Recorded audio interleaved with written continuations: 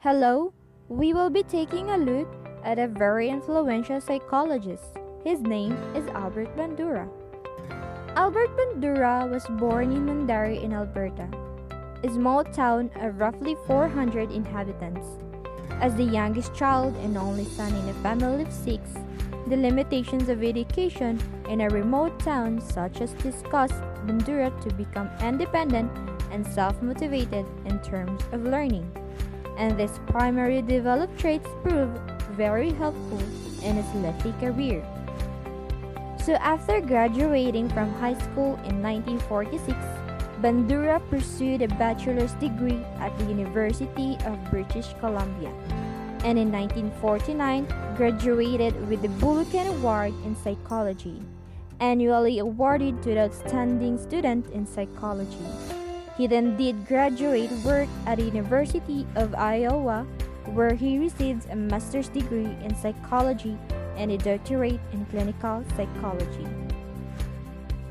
The social learning theory of Albert Bandura, it explains the behavioral learning that occurs in human beings purely through their senses of observation and retention, even in the absence of any facilitator or educator.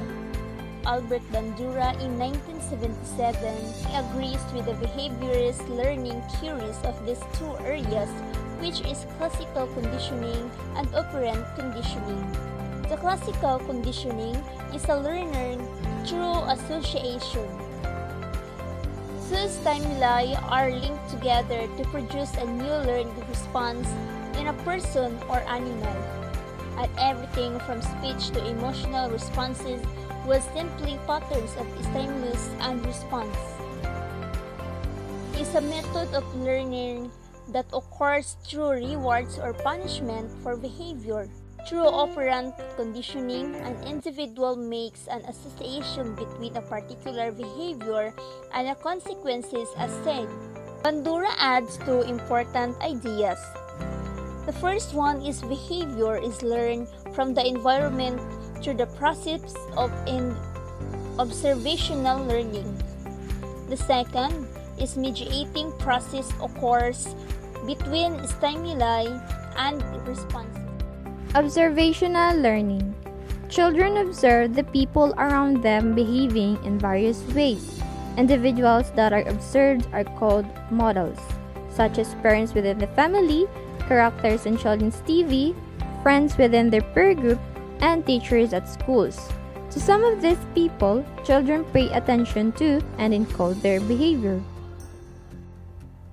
Example of observational learning.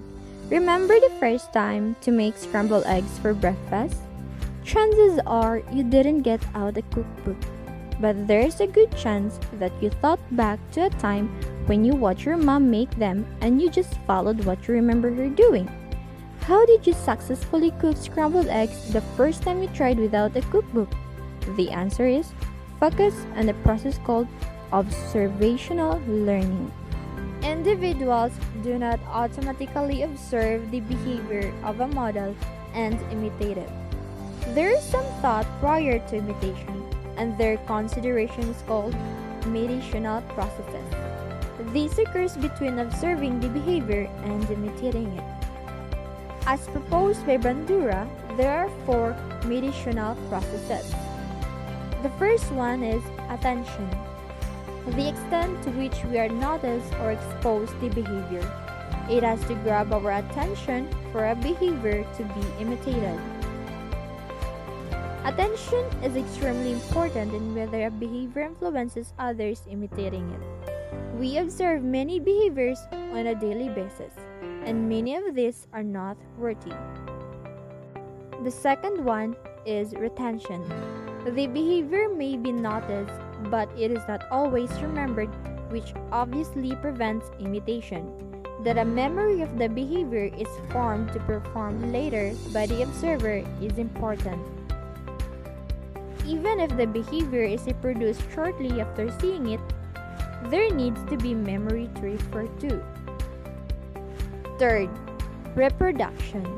We see much behavior on a daily basis that we would like to be able to imitate, but this is not always possible.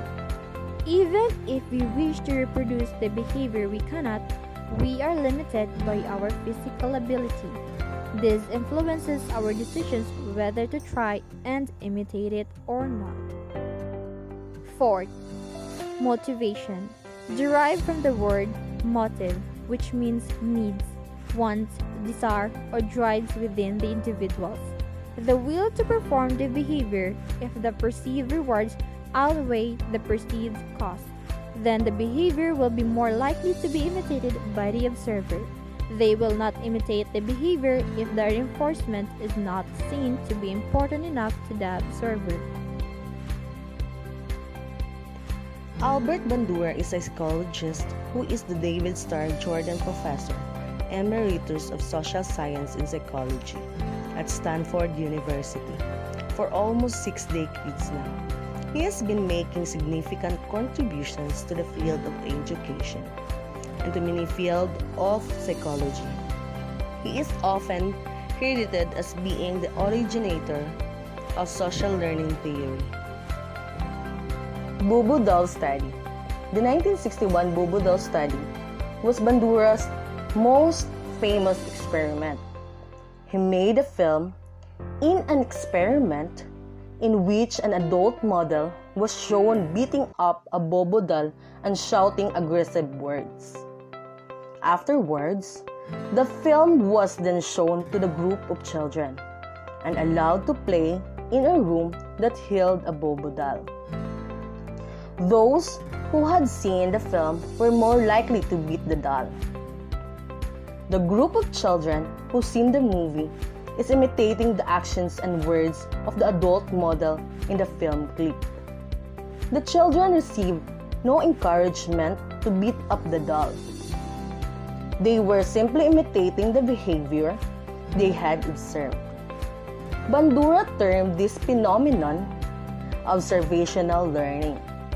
Observational learning characterized the elements of effective observational learning as attention, retention, reproduction, and motivation. A Bobo doll is an inflatable plastic toy that has a heavy bottom.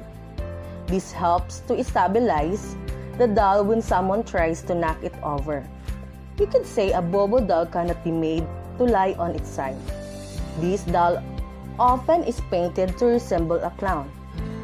It became a huge hit with the children when it was introduced first in the 60s. Influences on drinking. Social learning theory applies to several human behavior.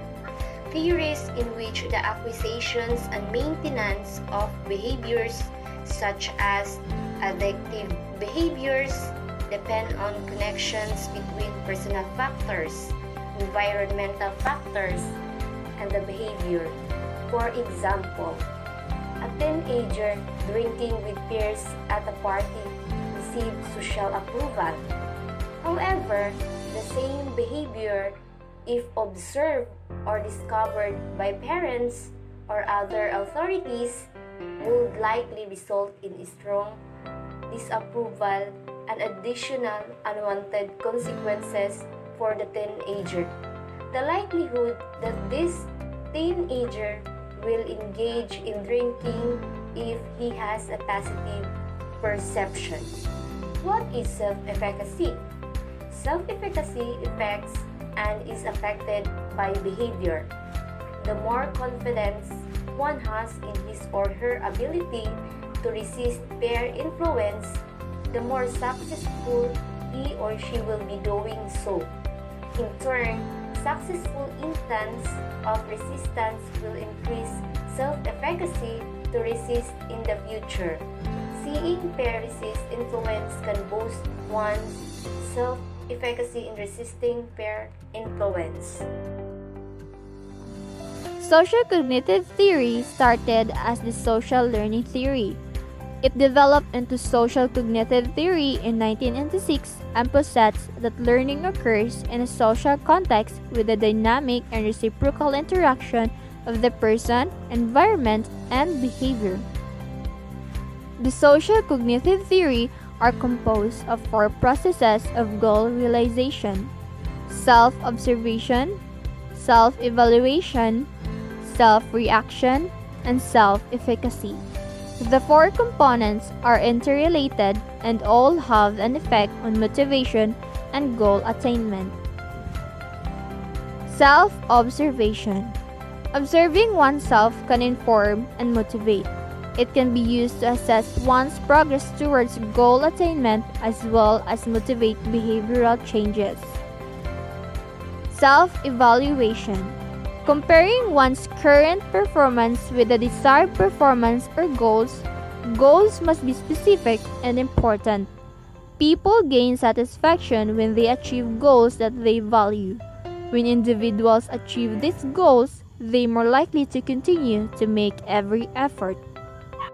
Self-reaction. Reactions to one's performance can be motivating. If progress is deemed acceptable, then one will have a feeling of self-efficacy with regards to continuing, and will be motivated towards the achievement of their goal. Self-efficacy. One's belief in the likelihood of goal completion can be motivating in itself. It's an individual's belief in his or her capacity to execute behaviors necessary to produce specific performance attainments. And so, Bandura received numerous awards for his contributions to the field of psychology, including the American Psychological Association Award for Outstanding Lifetime Contribution to Psychology on 2004, the American Psychological Foundation's Gold Medal Award for Distinguished Lifetime Contribution to Psychological Science on 2006, and the University of Louisville Grawemeyer Award for Psychology in 2008, carrying a $200 prize for his groundbreaking work in self-efficacy and cognitive theory. In 2016, he received the National Medal of Science. Bandura also held many organizational memberships and positions, including APA President in 1974 and American Academy of Arts and Sciences in 1980.